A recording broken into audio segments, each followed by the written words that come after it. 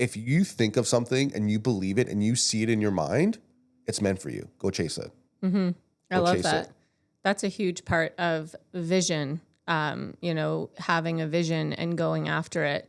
And I think that we often let fear 100%. sort of Control us. trample that belief or that God-given gift that we have. Yeah. And it's really important that people watching this hear it, because when you feel that gut instinct to do something, it's often time to 100%. let yourself fly and see what happens. Right.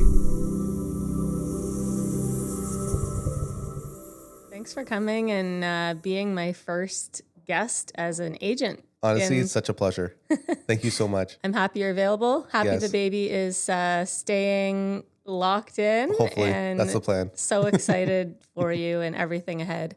I want to just take a second, intro you. Yeah. And then I'd love for you to be able to kind of share a bit about yourself, like brag about yourself. I want to hear how you got into this crazy business, what you love about it. Yeah. So Nick is one of our agents here at Keller Williams Energy in Durham region. He was sharing with me a bit earlier, his passion sparked from building homes with your dad. Exactly. And since obtaining your license, you've dedicated helping clients all throughout Durham region, the GTA and beyond. Yes. And you have this saying that every home tells a story. 100%, because it does. Yeah. And then just a congratulatory, we just did our award ceremony. Nick was the number 2 individual in gross commission income and units for 2024. Yay. And then number 12 individual for gross commission income in all of Canada as Killed an individual. Yeah, it's pretty Killed awesome. Killed it. So I'm really proud to be in business with you, of course. Same. And I'd love for you to just shed some light on some other things about you. For sure. Where would you like me to start? There's a lot. You start where you want to. I want to hear a bit about your story. Like, where did you get this passion for? Obviously, you built homes with your dad. When did you know you were going to get into real estate? Yeah, I think, I always tell people that real estate chose me. I didn't choose real estate just because being Italian, obviously born in being an Italian culture, of course, my dad had to be, somewhere in construction or something like that. So in his case, he started off as, a tile setter, and then he became a general contractor. And as he, because he was born in Italy, both my parents were. Okay. So what was really cool is that both my parents lived 5 minutes away from each other in Italy. They didn't meet in Italy. They met here when they came into Toronto. Wow. So it was really cool to hear that story, right? Because, if it's meant to be, it's meant to be, right? Imagine That's being amazing. 5 minutes from somewhere, never meeting, and then you meet when you go to this huge, journey, right? Yeah. So when I was born, since I was Italian, my dad said as soon as I was able to walk, he goes, come to construction. I'm like, I hate construction. Getting up at 5 a.m., no bathrooms, not my thing. Okay. So, but the good thing about that is, I got to learn a lot. He started me off as a laborer. I was able to do some trade skills, which setting down tiles, which I probably lost now. But I got to see his passion, and it was really cool to see a raw land or even, a demoed workplace. And, in a couple of weeks, you would see it as this magnificent finished product. Mm-hmm. And seeing how much my dad took care of, putting the pieces, his team and all that kind of stuff, it really resonated with me. And it was something that I knew I wanted to do in real estate. I definitely wanted to, be in real estate. I just didn't know what it was specifically, because for me, my dad knew at a young age, the trades wasn't for me. Trades are fantastic. It just wasn't meant for me at this time, right? Yeah. So it was really cool to see that. And I got to see my dad do large projects like custom built homes, like 4, 5, 6,000 square feet. And my dad actually did Pacific Mall in Scarborough. So cool. I was able to see a whole bunch of everything. So that's where my passion stemmed from, and seeing how, you can take a raw land and build a really nice house and, see all the work that goes into it. And once your clients go into the home and they see their dreams come to life, I mean, when you see someone just so in awe, I mean, that's a beautiful thing, right? So that's how I got into real estate as there. And then later on, unfortunately, my dad passed when I was 22. Mm-hmm. He got sick with lung cancer. Obviously, people in construction smoke, cigarettes and all that. So Once that happened, it was really tough. But my sister, so I have two older sisters.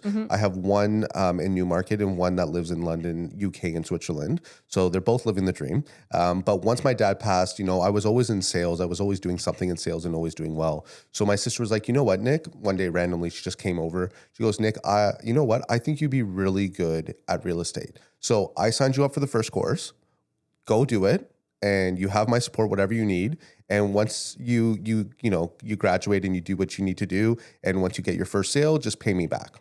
Cool. I'm like, cool. So shout out to Pat. Thank you so much. You got me into this life that changed my life. But that was just one part of the journey, right? Okay. So that's kind of how I got into here. I've been at KW for 9 years now, haven't left. So you've made some really great leadership stuff. So that's why I'm not leaving here. So super excited. And also the people, like when I first got in here, there was like a mentor program 8 years or 9 years ago. And I got teamed up with Louis Bradica, who really helped me learn and change my life in such a great way. Taught me about business, taught me about life, taught me about, how not to roar and all this stuff. Like, Louis is awesome. So he taught me a lot. He, at first I wanted to join his team. He said, no, Nick, not yet. You're too inexperienced, Waited a few months, shot my shot again. He goes, Nick, no, you need more pain. And then the third time he asked me, and I was so close to say no, just but you want to learn. This is the opportunity I've waited for. So was able to join his team and had a lot of great memories, had a lot of great stories, and learned from one of the best here at KW.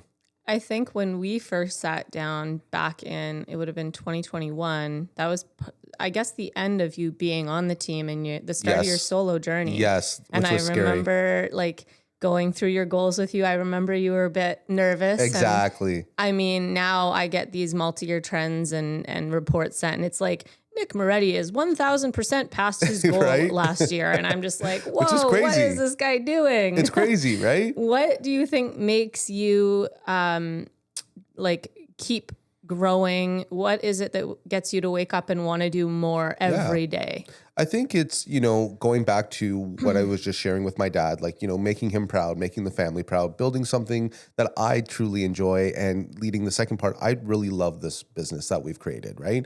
I love helping families. I love fighting, in their best interest as a seller or buyer. Seller, get them as much money as possible. Buyers try to get the best competitive price while, in this market. And really seeing families grow. I'm a relationship agent, as you know, and most, agents here in KW are the same, which is a great thing.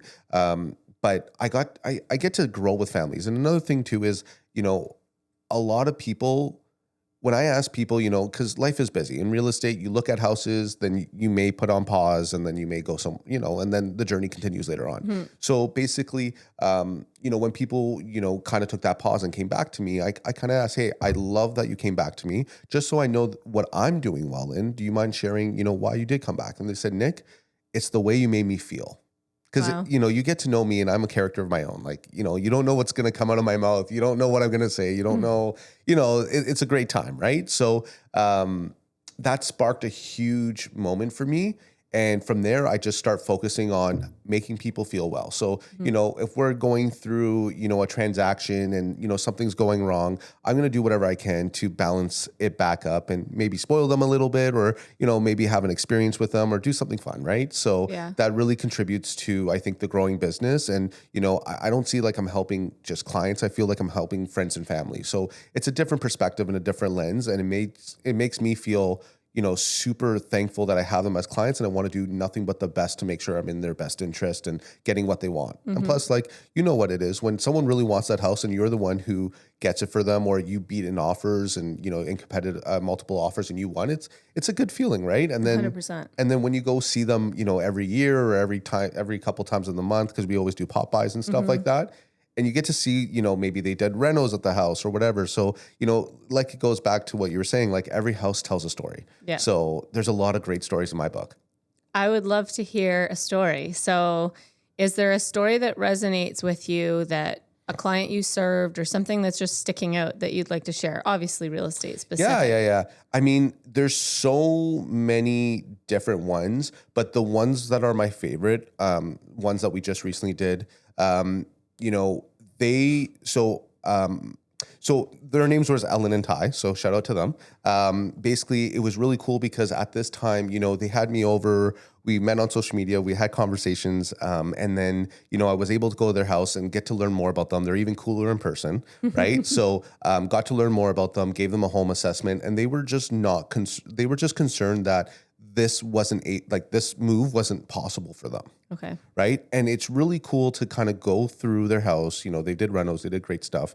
But to show them the numbers, show them the market stats, and show them, my opinion of where things can go, and to show them this is the route you can take and it is possible. And they trusted me. We were able to buy a house first, which is sometimes a little bit more stressful because you have to be right on the money on the list side. But we got the house in multiple offers, and then we sold their house in 2 days for $140K over asking. Wow. So super crazy, right? Yeah. And it was really good. And it comes to once you have good perspective and someone that is also going to fight for you, magic happens. Yeah. So that was one of our great stories. And they have 2 little kids. They have 2 dogs. It's an amazing thing, right? And they're closing on their property this week. That's amazing. And I can't wait to see, because they have a nice pool backyard, saltwater pool. It's a huge vibe in the backyard. So cool. I told them that once you guys move, I'll give you a couple of months, but me and the new baby that we're having, Kate, we're coming to do a pool party. Okay. That's amazing. So yeah, that's just one of the stories in our chapters. There's so many cool and so many other stories too. I love that. It sounds like you're really a natural, authentic trust builder. Yeah. There was a mentor of mine who just said, relationships are everything. Yes. It's not necessarily who you know, it's who you know and who thinks highly of you. Exactly. So how do you, I guess you mentioned social media. You met these people on social media. Yeah. That's a big thing that you're focused on. Yeah. How do you portray your natural, authentic self and build trust through an iPhone? That's a great question. I think number one is just getting, used to being on camera and, just being authentically you, whether you feel, whatever your opinions are, don't worry about too much what other people are going to say. Just do you, right? Mm-hmm. Because the funny thing is when you start, it's like a snowball. When you start moving and you have that momentum, it's tough at first. But once you start moving, you get used to being, numb on camera, meaning that the camera doesn't scare you anymore. You can now kind of articulate how you really feel and your true authentic self can come out. There's a lot of people who are sitting right now and just scrolling and looking at things, and they want to connect with cool individuals, right? Mm-hmm. So, I love to connect with, anyone that has great energy, anyone that, is funny, anyone that can just enhance or just make my day even better, right? Mm-hmm. That's the whole point. So social media has done so many great things in that capacity because, as we've been growing year over year, it's just now it's pretty cool when we're downtown Bowmanville or somewhere in Durham region or Toronto, people are like, hey, are you that realtor? I'm like, yeah, I am. And then we just laugh. Yeah. So you feel like a local celebrity, which is super cool. And, I don't take that for granted. And I'm just blessed that, people like the content that we're doing. They like to follow along and they like to see what we're doing next. Cool. It's always a fun time. I love it. Another question I have for you, because you're obviously you're from, not you, but your parents, born, raised in Italy. That culture's there for you. We were just discussing before we started how important family is. 100%. And obviously that's something that we're all trying to go, okay, how do we master both in this fast paced world? Right. And I know you've got a little one on the way, which I'm so excited for you and Kate.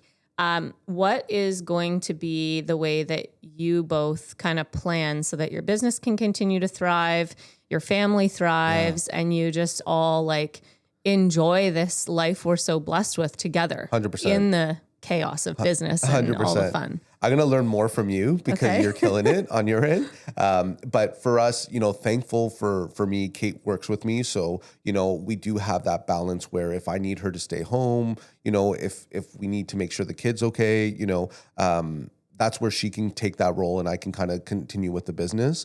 But I think the hardest part is, and my realization is when my dad passed at 22, it was really tough, right? You're just a young adult, you're about to start this life with achieving all these things and you want to leave a legacy or you want to build something to make your family proud of. And I think everyone comes from that background. Yeah. You don't have to be Italian or not, but the hardest part was just to really grow out of that fear and pain and know that there's better days ahead, right? So for me, that was something that, started making me put family first. So going back to this is, now that we have a little one, I'm trying to learn, as we were talking before this podcast, to start getting some time back, because you're building a business, which is great, but you're also building it to also in the future, hopefully to get some time back. Yeah. And now that we have a little one, we have a little girl on the way, I want to make sure, just like my parents were there for me, I want to be there and be present.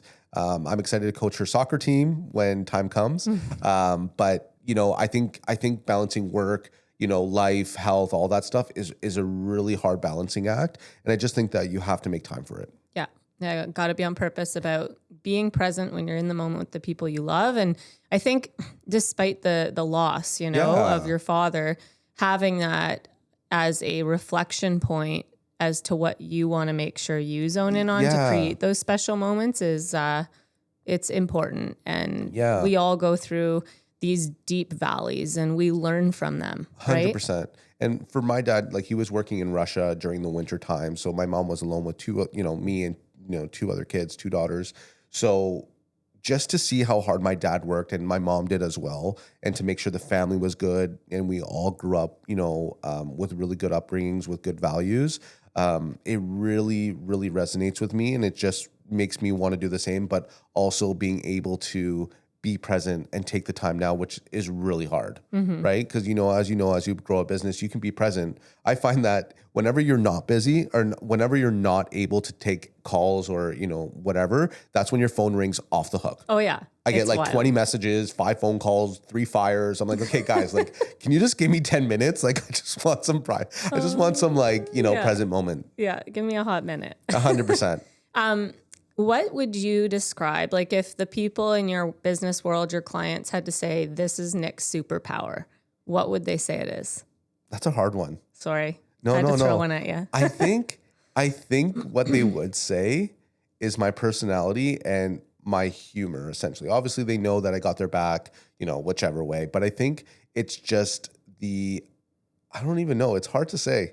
I think you're right. And the reason I know that is my brother, Luke, is a comedian / He's super cool. video editor. Yeah, and he's yeah. like, I love Nick. Right? Whenever I remind myself of like taking things seriously and doing them all out and like having that comedic side, I think of Nick Moretti. Right? He always talks about you. I just tried to be me, right? I feel like a lot of people, especially on social media, are putting a certain on-camera vibe and an off-camera vibe. And I just want people, who see me online or even in person, I want that person to be the same. I'm not here trying to make, someone I'm not. I'm here. I'm Nick. This is who I am. Love me or hate me, I'm still here. Yeah. No, it's great. I love how you show up the same way. Like, you're the same on the phone. I think I do too. I always have 100% this stoic face. People are like, is she mad? I'm not. You're Italian. You're just like me. People look at me like, Nick, are you pissed? I'm like, no. I'm just like, I just haven't had my coffee. I'm just thinking. Exactly. I love it. Can you think of an impact you've made or a story or a moment that you are particularly proud of, either in your personal life or in your business? Yeah. So I think that's a great question as well. You're killing it on the podcast. Okay. I think that there's a lot that I would want to say, but I think the most important one for myself, there's 2.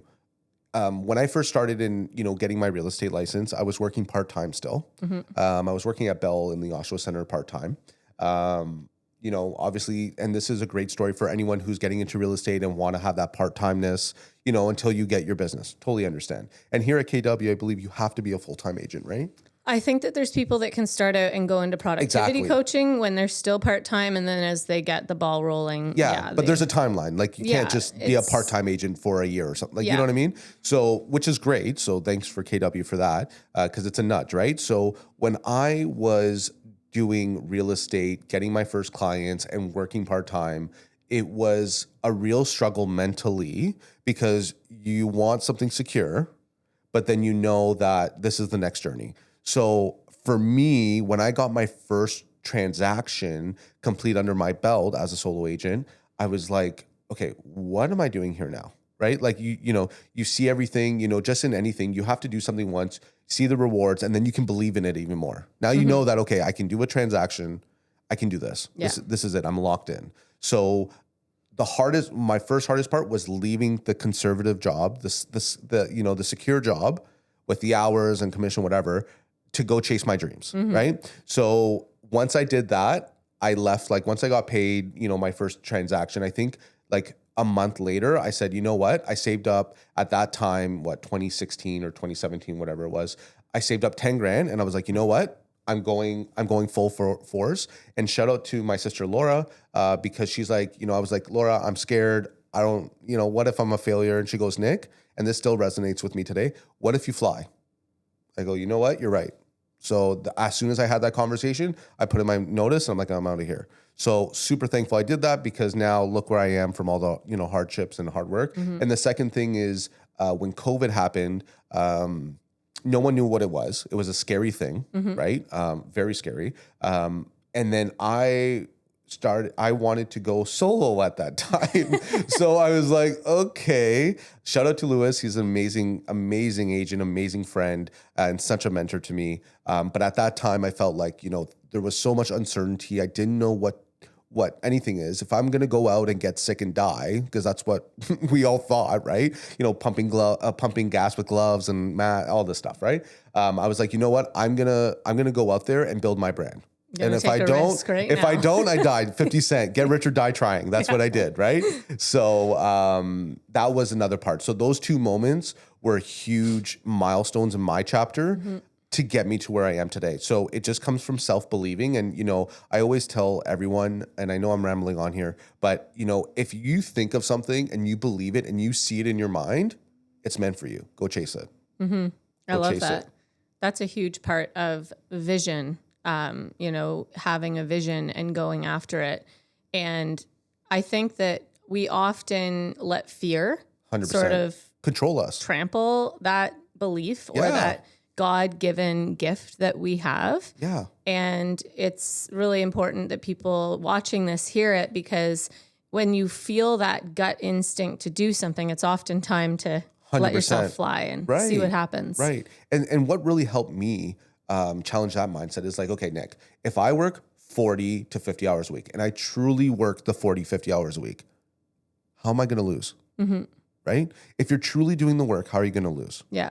So that was my, self-talk. I was just like so confident in my, skills and kind of delusional in a sense in my mind a little bit. But I knew what I wanted, and, doesn't matter how long it takes me, I'm here to get it. And I just never gave up. And for me, it's like when I had those moments of giving up, and this is why I'm sure we'll talk about this, but your big why, right? And learning more about, obviously on this podcast and viewers listening in, it's more so of like, just want to make my dad proud and my family proud. So every time I had those moments of like, what am I doing? Don't believe in myself, self-doubt, talking bad in myself mentally and all this stuff. I just like, you know what? No, this is what it is. We're doing it for dad, and we're going to make him proud. Awesome. And that was it. So yeah, the big why, let's get into it. I guess you kind of shared what yours is or part of it. Yeah. How do you formulate that? Like, I think there was somebody else I spoke to, one of the first podcasts I did, and he actually looked into studies done on why people succeed, and a huge element of it is grit. Yes. And I truly believe it's a combination of grit and perseverance when the going gets tough, like 100%. That I'm not going to give up. Yes. And often it's like an anchor to something. Either you're in fear that something else bad could happen, or you're moving towards something positive that will come as a result of your perseverance. 100%. And it's anchored to that big why. So for you, how do you formulate your big why? How do you keep it top of mind and keep speaking positive thoughts to yourself through the tough times? Great question again. I think at the end of the day, your why changes. Yeah. And I think that your why is something that really resonates with you, something that you can't seem to stop thinking about, right? For me, like I'm obsessed with certain things, meaning like, when I have a goal, I become obsessed with it.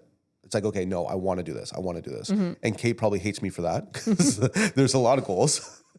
But, that's kind of where I see it. So what is your why? Your why is something that resonates with you, that is really important to you and your family, right? So I think, this can change. At first, it was for me setting up this business, doing and making a name for myself. Now that life is hitting me in a different way, now that Kate and I are expecting our first daughter, it's like, okay, what is now more important?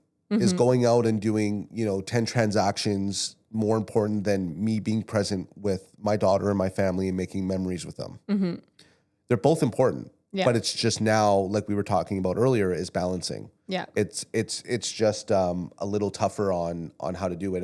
And it's just tough. So to answer your question, it's what you really think about when you are by yourself, out with your friends, or something that you can't get off your mind in a good way, right? Yeah. And I think that ties to knowing what, in alignment with your big why or your future goals, you are good at, being diligent and doing those with all your effort. Yes. And then the things that you are not great at, like maybe installing the baby's car seat. 100%. Like, I almost threw a tantrum. who can we hire to do those things for us, Exactly. right? That's a funny little example, and you'll probably never install that car seat again because now it's locked and loaded. No, I have another base. I know. I know the next base though. I can do it. I did it once.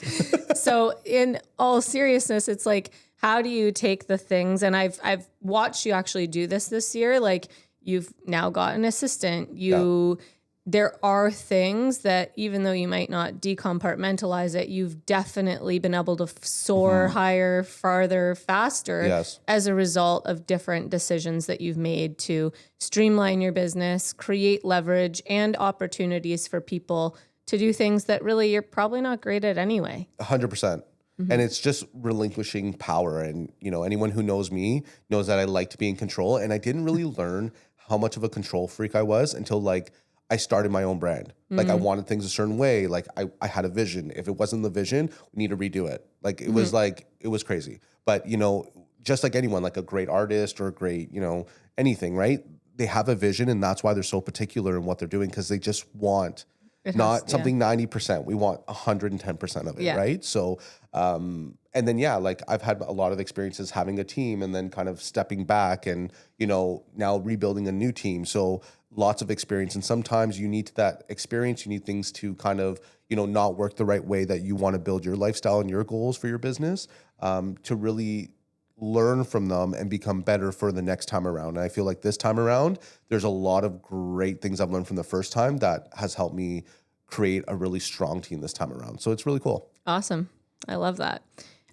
So obviously you've become an expert in this industry. You're soaring high. You've learned from past mistakes, but we're all normal. Like, the signature reality piece of life is we're always working on something 100%. else.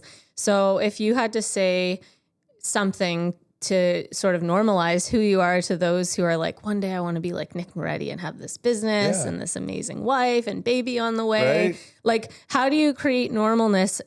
What's real? Like, what are some of those lessons you learned the first time you tried to build a team? Whatever you're willing to share, of course. I think it's just believing in yourself. I think, like, before the team, before anything, to get to where you want to be. Because remember, you may be looking here and be like, hey, I want to be like Nick, which is amazing. And I hope you are. And I hope you become better than me. Right. But maybe life is not letting you be Nick. Maybe it's letting you be you in your field. Right. So I think the most important thing is being authentic to who you are. Don't hide things. And I think, being here, not here in KW, but in general in the world, I feel like in the last couple of years, a lot of people have become more woke or been able to tell their truth more, right? So I think that's a great thing. It starts from you truly understanding and knowing who you are, and then believing in yourself to get to the next step. That is something really important, because you can't grow if you don't have your base set, right? And my dad would always say, Nick, if you want to grow something, you don't just like create, you don't put a seed in the ground and plant the tree. And as the tree is growing, you let it kind of like dwindle wherever it is. You tie it to a post, right? So an anchor. So you have an anchor that as the tree grows and as its roots grow and become stronger, you can remove, the thing that's holding the tree, and now it's standing by itself. So I think it just becomes, just learning what is important to you, your non-negotiables, who you are as a person, and what message you want to send out. Okay. And then keep working hard on that. I love it. You've mentioned every home tells a story. Is there any sort of additional story about like a home you've purchased or hilarious story on closing or anything along the way that pops out? Yeah, my story of buying my first house, and I tell everyone, especially first-time home buyers, about it because it's really important. And I'll tell you why. In real estate, you can plan 100%, but in real estate, there's always 5% that comes up that you won't know until the transaction happens, and which means aka closer to closing, right? So, for example, for myself is when we purchased the house. Stepping back here, sorry, there's like 5 things that, with my ADHD, there's 5 routes I want to take, but stepping back here. So why I'm saying that is like at the end of the day, 5% comes up. And I always tell people, don't worry about it. You have a professional firefighter. I'm going to take care of it. But just know and understand that everything will always work out. And I'm a true believer of that. And here's my story. When I first bought, it was funny. I was scared, right? I was on Lewis's team. Shout out to Lewis. I was on Lewis's team. I saw the house that morning because just like any top realtor, they have a spreadsheet of, what homes are coming out in Clarington, whatever, right? So I see this new listing and I see it first thing in the morning and I was like, oh my God, this is my house. I already knew it. 30 minutes later, because Lewis gets into the office, he calls me. He goes, Nick, you need to go see this house. I'm like, I know, I saw it. So anyways, went to go see it. At that time it was $499 at 2016 or 2019. Sorry. A lot of people were going in and out of the house. And then when I was going into this house, this old couple comes out to me, right? And to me and Kate, and they said, oh, you know what? You're not going to like this house. There's like rats in the basements. Like, it's not nice. I'm like, okay, that's interesting. Never heard that before in my life, but okay. So then I'm going to this house, obviously with like a magnifying glass, taking a look at everything. And I was like, hey, these people are just trying to throw me off because there's no rats. This house is beautiful. Like, what is happening? And then I was like, you know what? No, I'm gonna get this house. This is the one. And what sold me was the main floor laundry. Ask me if I do laundry in my household. No, I don't. But for whatever reason, the main floor laundry got me. So anyways, offer day happens. And believe it or not, it was actually on Father's Day. So on Father's Day, that day, we went to play golf with my in-laws, my father-in-law, and my brother-in-law. And there was 4 offers. Tell me why 4 offers took 4 hours to get a response. That doesn't make sense. I can go through 15 offers in 35 minutes. Okay. So really interesting. So then I was like, playing golf, I was upset. I was like, I'm not getting this house. Right. Whatever. And remember, it was on Father's Day. So then we get a call later saying, hey, Nick, I need you to come up $2,000 more. So we went at 508, we got it for 510, and the house is yours. I'm like, shut up. I'm like, I don't believe this. So then anyway, so I was like, yeah, of course, whatever, we'll get it done. So that was great, right? So, and I feel like that was a gift for my dad, on Father's Day, right? Now, the most important part is, 90-day closing, 2 weeks before closing, okay, my referred agent, mortgage agent that we don't use anymore, said, hey, Nick, you need to come up with $80,000 more before closing in 14 days. I go, dude, I'm not a drug dealer. I don't know. I don't have 200,000 just sitting in my jeans pocket. Yeah. So I'm like, what are you talking about? Where did this go wrong? Whatever. And unfortunately, he became pretty nasty, which sucked. So I was like, okay, no problem. I'm not going to deal with this. So I had 10 days left. I was in my office, literally head down, being like, how the hell does this happen to the real estate agent? This has never happened to any of my clients. Why is it happening to me? I was like, okay, no. I had my quick little 5-minute pity session. I'm like, okay, I'm going to figure this out. I ended up reaching out to Diana Skander, who's a preferred vendor here, and she got me in with the same money down, better rate, and closed on time. Amazing. So shout out to you. But I tell this story because things are going to happen, but it's about, how you're going to solve them. Yeah. And I think that's another thing I love about real estate is solving problems, because no transactions are the same, as you and I both know. And you really have to use your resources, your critical thinking, and your referral partners to get things done. Yeah. So I always tell people, don't worry, things are going to come up. But I've gone through a lot, especially now, having more experience, there will always be a solution. I love that. And that's it. Being a problem solver is like basically in all industries, the most important thing. Yes. You have to be able to solve 100%. the problems, figure out the solutions as easily as possible for people. Exactly. That's why they have trust in you. Exactly. And then the emotions as well. At least this one was harder because it was my own emotions. But usually, with other people, I'm a little bit more, neutral, right? Because you can't be emotional when it comes to these decisions. So I want to wrap it up with you based on all you've shared. Like, you've got an incredible story. You've learned so much. You've got your next chapter, like Crazy. Any moment. I said your wife might call you while you're here, but we're praying that baby is after the 16th or 17th. Yeah. So please. those prayer warriors out there, like, please, let's make sure the baby waits. What advice would you give realtors who are looking at your business that want to build social media presence, want to build their brand? Is there just a simple tip that you could offer them? Yeah, there's a few. I think number one is just go do it. Don't be scared. I think a really great skill that you can do now, whether you're getting your real estate license or you have it now, is start making videos and start posting them. Okay. The other thing is start building a community. Start, even if you have 50 followers, 100 followers, 150, it doesn't matter. Post something in your local, neighborhood or city, and then start, liking other people. Start creating general, like really authentic comments, good DMs, like social media. And I feel like a lot of people forget social media is about being social and creating an environment and a community of people who know, like, and trust you. And also, like, you're going to see people, they all live in your area.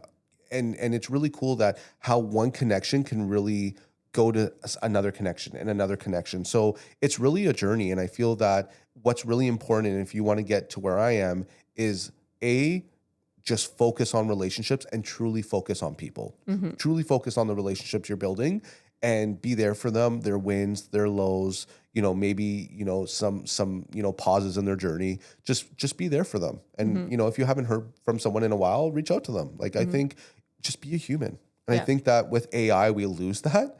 And I think another thing is don't be so polished. I think now with the wave of AI, everyone knows that they're ChatGPTing everything and building, programs and all that stuff. But I think now more than ever, people want to see flaws. They want to see that true, authentic, real, raw footage. Yeah. They don't want to see things polished, which is great for me, but it's tough for a lot of people. And I feel like the only way to get there is just being numb to, the camera. And the only way to do that is just putting hours in. It's just like anything. Yeah. Just clock your hours in. Amazing. If there was one thing no one would guess about you, like just a random fact that you're comfortable to share here, what would it be? I ran, 100 meters in 2 seconds? No, I'm kidding. No one would ever believe that. I don't even know. Okay. I threw you off with that one. I'm sorry. No, I'm just trying to think. Like, it's so hard to talk about yourself because you live in your body and you don't realize, other things. I don't even know. I don't know. Do you love Taylor Swift? Yes. So We Taylor got Swift it. and Clint Eastwood. Okay. We got it. We got one. I think just in closing, I'd love for you to share anything else that I have not asked that you feel needs to be shared, whether that's with brand new realtors, seasoned realtors, potential clients of realtors. Yeah. I think you did a fantastic job. So, I mean, you nailed it. There's not really much. I think you nailed it. No, I think you did too. I would just say be your authentic self. There's so many things that, you can go online and learn and whatever. I just think just be you. I think that's the best compliment anyone, that or getting to know or starting to know is about. Like, get to know your authentic self and get to, I think it's really important to connect with people. I have such a great time connecting with people. And I feel like I'm actually an introvert, believe it or not, but this business has made me an extrovert. Wow. So, because there's obviously times where you're just like, I don't want to do anything or, don't want to talk. But once I start talking, having relationships and, having that whole thing, it really brightens my mood and it really makes me feel good. So Yeah. Thank you for the tip, and thank you for sharing so much. And I'm so excited for you and Kate. Yeah, thanks so much. Is there a tip that you want to give me or another tip for anyone here? I would say if it has to do with the family side is nothing can replace the moments. For sure. So don't be scared to take risks, book the travel, go on vacation, unplug, give your phone to someone else and just be present and like take it all in. I think Kate's going to want to record this session and play this back to me every time that she wants to go on vacation. Perfect. All right, Take cool. care. Thank you so much. Thanks.